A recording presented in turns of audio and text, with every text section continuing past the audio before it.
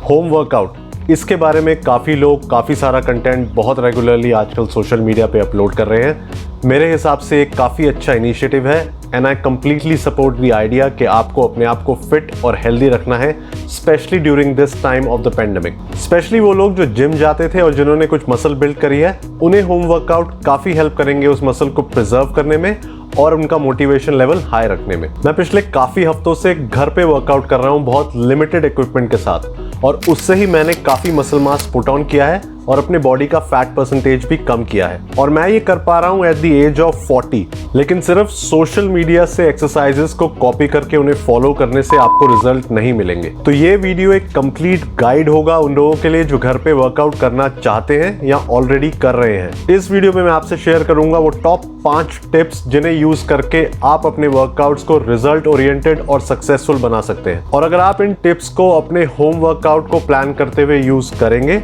then I guarantee you that you will put on some muscle definitely. So let's start. Home workout का tip number 1 है कि आपका training volume बिल्कुल ठीक होना चाहिए। Training volume in simple terms means कि आप कितने सेट लगाते हैं, उसमें कितने रेपिटेशन निकालते हैं और क्या वेट उठाते हैं। So in technical terms, training volume is equal to number of sets into number of repetitions into the weight that you have lifted. Training volume सबसे बड़ा फैक्टर होता है होम वर्कआउट से रिजल्ट्स लाने का, और यहीं पर हम सबसे ज्यादा गलती करते हैं, क्योंकि आप जिम की तरह हर सेट में वेट नहीं बढ़ा सकते। इसलिए होम वर्कआउट को इफेक्टिव बनाने के लिए आपको अपनी ओवरऑल वॉल्यूम बढ़ानी पड़ेगी। तो वॉल्यूम बढ़ाने के लिए आपको सबसे पहले अपने रेपिटेशंस को बढ़ाने की कोशिश करनी है, क्योंकि आप घर पे अपने बॉडी वेट के साथ एक्सरसाइज करते हैं या आपके पास लाइट वेट डंबल हो सकते हैं, तो इस वजह से कंपैरेटिवली इजी होता है आपके लिए अपने आप को पुश करना थोड़े एक्स्ट्रा रेपिटेशंस निकालने के लिए। घर पे वर्कआउट करते हुए जिम जैसा माइंडसेट नहीं होना चाहिए जिसमें हम एक फिक्स नंबर ऑफ रेपिटेशंस को टारगेट करते हैं, जैसे 3/10 या 4/8। आपको अपने आप को मेंटली प्रिपेयर करना है और पुश करना है to get as many repetitions as you can. तो पूरी जान लगा के मैक्सिमम रेपिटेशन निकालने के बाद आपको कोशिश करनी है अपना रेजिस्टेंस, यानी कि जो आप वेट लिफ्ट कर रहे हैं उससे बढ़ाने की। अगर आपके पास वेट्स का एक्सेस है देन इट्स गुड, अगर नहीं है तो आप कोशिश कीजिए कि घर पे अवेलेबल बेसिक सामान को आप किसी तरह यूज कर पाएं as weights while you are working out. इसका बहुत बेसिक और कामयाब जुगाड़ है एक बैकपैक, जिसमें आप डालिए बुक्स या वाटर बॉटल या ऐसी कोई भी चीज जो भारी हो, और फिर आप इसे यूज कीजिए as weight when you are doing exercises like pushups और स्क्वाट्स। और फाइनली जब आप अपने रेपिटेशन मैक्स्ड आउट कर चुके हैं और रेजिस्टेंस भी ऐड कर चुके हैं, तब आप ऐड कर सकते हैं एक सेट उस एक्सरसाइज का अपनी ओवरऑल वॉल्यूम और बढ़ाने के लिए। होम वर्कआउट का टिप नंबर 2 है प्रोग्रेसिव ओवरलोड अप्लाई करना। इस टॉपिक पे मैंने काफ़ी डिटेल वीडियो बनाया है जिसमें मैंने सारे तरीके एक्सप्लेन करे हैं प्रोग्रेसिव ओवरलोड अप्लाई करने के, जिसका लिंक ऊपर और डिस्क्रिप्शन में है। पर होम वर्कआउट्स के लिए मैं प्रोग्रेसिव ओवरलोड को सिंपली डिफाइन करूंगा कि आप अपने हर वर्कआउट में अपने पिछले वर्कआउट से कुछ ज़्यादा, कुछ एक्स्ट्रा करने की कोशिश करें। ये अपने पिछले वर्कआउट से केवल एक रेपिटेशन ज़्यादा निकालना भी हो सकता है, या अपने 2 सेट्स के बीच का रेस्ट कम करना भी हो सकता है, या जो वेट आप लिफ्ट कर रहे हैं वो बढ़ाना हो सकता है, अपना फॉर्म इंप्रूव करना हो सकता है, आपका टेम्पो या स्पीड कम करना भी हो सकता है। तो ये सब तरीके हैं प्रोग्रेसिव ओवरलोड अप्लाई करने के। नाउ अगर आप मसल बिल्ड करना चाहते हैं तो आपको प्रोग्रेसिव ओवरलोड अप्लाई करना ही है। सेम तरीके का वर्कआउट सेम वॉल्यूम के साथ करने से, यानी कि same number of repetition, sets और वेट उठाने से आपको कॉन्टिन्यूअस रिजल्ट्स नहीं मिल सकते। और ये प्रोग्रेसिव ओवरलोड का मैंडेटरी प्रिंसिपल आपके हर टाइप के वर्कआउट पे अप्लाई करता है, चाहे आप घर पे वर्कआउट कर रहे हैं या आप जिम में कर रहे हैं। सो फॉर एग्जांपल, अगर आपने अपने लास्ट वर्कआउट में 3 सेट लगाए थे पुशअप्स के 10 रेपिटेशन के साथ, तो आपको अपने अगले वर्कआउट में एटलीस्ट एक सेट में 11 रेपिटेशन टारगेट करने हैं, या 2 सेट के बीच का टाइम कम करना है, या आपको बैकपैक पहन के अपनी रेजिस्टेंस, यानी कि जो आप वेट लिफ्ट कर रहे हैं वो बढ़ाना है। ये सब एग्जांपल्स है प्रोग्रेसिव ओवरलोड के, और ये यूज करके आप पुश कर सकते हैं अपनी मसल्स को ग्रो करने के लिए, जिससे आपको रिजल्ट्स दिखेंगे। पर ये करने के लिए आपको अपना वर्कआउट कहीं ट्रैक करना पड़ेगा। तो चाहे आप पेपर पेन यूज करें, चाहे मोबाइल यूज करें, मैं ज़्यादातर मोबाइल की नोटपैड ऐप यूज़ करता हूँ, जिससे मैं अपना वर्कआउट ट्रैक कर पाता हूँ और इंश्योर कर पाता हूँ कि मेरा हर वर्कआउट किसी न किसी एस्पेक्ट में पिछले वर्कआउट से बेटर ज़रूर हो। टिप नंबर 3 है अपनी वर्कआउट की इंटेंसिटी को बढ़ाना। आप अपनी मसल्स को ग्रो कर सकते हैं 2 मेन प्रिंसिपल्स यूज़ करके। पहला है मैकेनिकल टेंशन दूसरा है मेटाबॉलिक स्ट्रेस।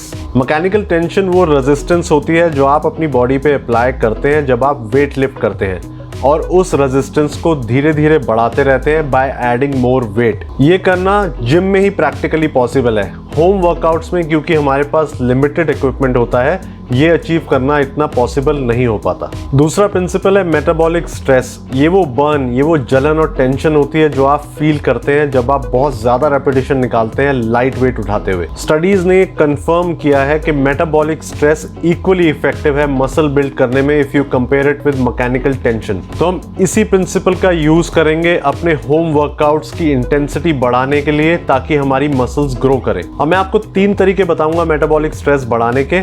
सबसे पहला है that you have to go till failure. हर सेट पे आपको फेलियर तक जाना है। स्पेशली आप घर पे जब बॉडी वेट पुशअप्स या स्क्वाट्स लगाते हैं, या आप लाइट वेट के साथ अपने आर्म्स को ट्रेन करते हैं, तो आपके दिमाग में कोई भी नंबर नहीं होना चाहिए रेपिटेशन का। आपको हर सेट पे फेलियर तक जाना है। तो अगर आप किसी एक्सरसाइज के 12 रेपिटेशन आराम से निकाल पा रहे हैं, लेकिन आप और कर सकते हैं, तो रुकिए मत। Squeeze every rape out of your body and go till failure. ऐसा करने से आप अपने आप को पुश तो कर ही रहे हैं ज्यादा रेपिटेशन निकालने के लिए, पर आपकी मसल भी ज्यादा देर तक टेंशन में रह रही है, जो एक बहुत बड़ा फैक्टर होता है मसल ग्रोथ का। दूसरा तरीका है 2 सेट्स के बीच का रेस्ट टाइम कम करना। अगेन ये करने से आपकी बॉडी चैलेंज होगी, आपके ऊपर ज्यादा मेटाबॉलिक स्ट्रेस पड़ेगा, क्योंकि आपके मसल्स के पास सफिशिएंट टाइम नहीं होगा रेस्ट करने का। तो अगेन फॉर एग्जांपल, अगर आप 2 पुशअप्स के सेट के बीच में 120 सेकंड का रेस्ट लेते हैं, तो उसे 110 सेकंड करके अपनी बॉडी पे थोड़ा एक्स्ट्रा प्रेशर डालिए and see if you are able to get the same number of repetitions or not. और जब आप same number of repetitions लगा पाएं, then reduce it from 110 to 100 seconds. तीसरा टिप है better mind muscle connection establish करना। मुझे पता है ये बहुत ज्यादा ओवर यूज टर्म है, लेकिन ये होम वर्कआउट्स में बहुत ज्यादा इंपॉर्टेंट है, क्योंकि आप घर पे बॉडी वेट या लाइट वेट्स के साथ एक्सरसाइज करते हैं, तो आपके लिए माइंड मसल कनेक्शन एस्टैब्लिश करना घर पे इजी होता है इन कंपैरिजन टू जिम। तो पूरी कोशिश कीजिए एक बहुत स्ट्रॉन्ग कनेक्ट बनाने का अपने माइंड और जो मसल को आप ट्रेन कर रहे हैं उसके बीच में। आपको फील होना चाहिए पूरा stretch, burn, contraction, blood flow and complete range of motion. इससे आपकी वर्कआउट की इंटेंसिटी और आपके रिजल्ट्स इंप्रूव होंगे। मैं एक 40 year old steroid free natural athlete हूँ, और जो सारी बातें मैंने आपको बताई ये आप वेरीफाई कर सकते हैं इस 2017 की एक पॉपुलर स्टडी में। तो ये सारे points proper science based tips हैं, ना कि मेरे एमेच्योर सजेशंस। सजेशन नंबर 4 है ट्रेनिंग फ्रीक्वेंसी। जब आप घर पे वर्कआउट करते हैं बॉडी वेट या लाइट वेट्स के साथ, तो आपकी बॉडी काफी जल्दी रिकवर करती है if you compare it with a gym session. तो अगर आप होम वर्कआउट में एक ब्रो स्प्लिट लगा रहे हैं, जिसमें आप पहले दिन चेस्ट ट्रेन कर रहे हैं, दूसरे दिन बैक, तीसरे दिन आर्म्स, देन प्लीज स्टॉप। आपको ये होम वर्कआउट से क्विक रिकवरी को एक अपॉर्चुनिटी की तरह यूज करना है रिजल्ट्स के लिए। So for all natural lifters like me, आपको अपने हर बॉडी पार्ट को हफ्ते में मिनिमम 2 बार ट्रेन करने का टारगेट जरूर रखना चाहिए, और होम वर्कआउट में आप इस नंबर को बढ़ा सकते हैं बिकॉज ऑफ फास्टर रिकवरी। तो होम वर्कआउट प्लान करते हुए मेरा आपको सजेशन होगा कि या तो आप फुल बॉडी ट्रेनिंग कीजिए, या फिर आप अपर लोअर बॉडी का स्प्लिट लगाइए। अगर आप एक बिगिनर हैं और आप अपने फिटनेस जर्नी की शुरुआत होम वर्कआउट से कर रहे हैं, then you should target to train minimum 3 times per week. अगर आप इंटरमीडिएट या एडवांस हैं, तो आप हफ्ते में 5 से 6 बार भी ट्रेन कर सकते हैं। हर मसल ग्रुप की एक्सरसाइज को रोटेट करते रहें। 2 से 3 प्लान रखें अपने फुल बॉडी या अपर लोअर बॉडी के स्प्लिट के, बट इंश्योर कि आप हर मसल को हफ्ते में 2 से 3 बार जरूर हिट करें। टिप नंबर 5 है डाइट यानी कि न्यूट्रिशन। अपनी बॉडी को अच्छी न्यूट्रिशन प्रोवाइड कराना उतना ही इंपॉर्टेंट है जितना कि इससे पहले के 4 पॉइंट्स को फॉलो करना। अगर आपको होम वर्कआउट से मसल बिल्ड करनी है, तो आपको एक कैलोरी सरप्लस में खाना पड़ेगा, या at least at your maintenance level. But अगर आप कॉलेज स्टूडेंट हैं, आप काफी पतले हैं और आप वेट गेन करना चाहते हैं, तो आपको कैलोरी सरप्लस में ही खाना पड़ेगा। You have no other choice. पर अगर आप जिम करते आ रहे हैं और आप मस्कुलर हैं और आप होम वर्कआउट से अपनी मसल्स को और ग्रो कराना चाहते हैं without putting on too much fat, तो मैं आपको रिकमेंड करूंगा कि आप एटलीस्ट मेंटेनेंस लेवल पे खाएं, यहाँ एक बहुत छोटे से सरप्लस पे, यानी कि 100 से 200 कैलोरीज अपने मेंटेनेंस लेवल से ज्यादा। बट होम वर्कआउट करते हुए मैं आपको रिकमेंड नहीं करूंगा कि आप एक कैलोरी डेफिसिट में जाएं। डाइट प्लानिंग का रूल नंबर 1 है कि आपको एडिक्वेट प्रोटीन प्रोवाइड करना है अपनी बॉडी को मसल बिल्ड करने के लिए। एडिक्वेट प्रोटीन की रेंज होती है 1.8 टू 2.2 ग्राम्स ऑफ प्रोटीन पर केजी ऑफ बॉडी वेट। तो मेक श्योर आप अपने बॉडी वेट के हिसाब से अपनी प्रोटीन इंटेक कैलकुलेट करें और उतना प्रोटीन अच्छे प्रोटीन सोर्सेज से जरूर कंज्यूम करें। Proper diet planning, calorie intake, macros calculation के लिए आप मेरा ये वीडियो जरूर देखें। I am sure it will help you to plan your diet based on your goals. यहाँ पर होता है ये वीडियो खत्म। अगर आपको कंटेंट पसंद आया तो please leave a like and share it with your friends.